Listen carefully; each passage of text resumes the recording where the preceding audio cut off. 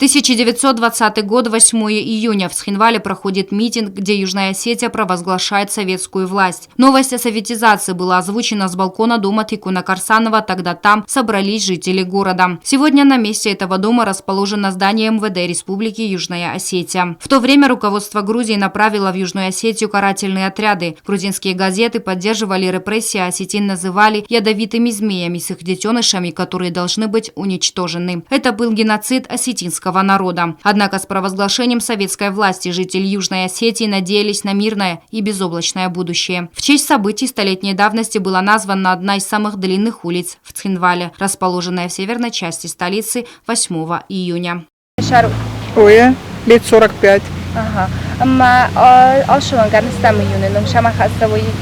Зонен. Установление советской власти в Южной Осетии было 8 июня.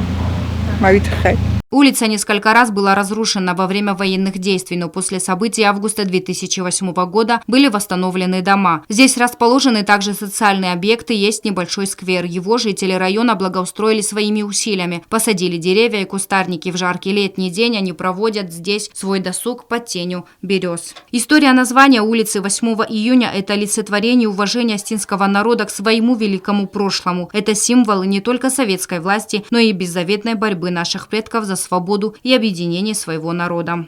Агунда Губозова, Алим Бетеев, информационный выпуск сегодня.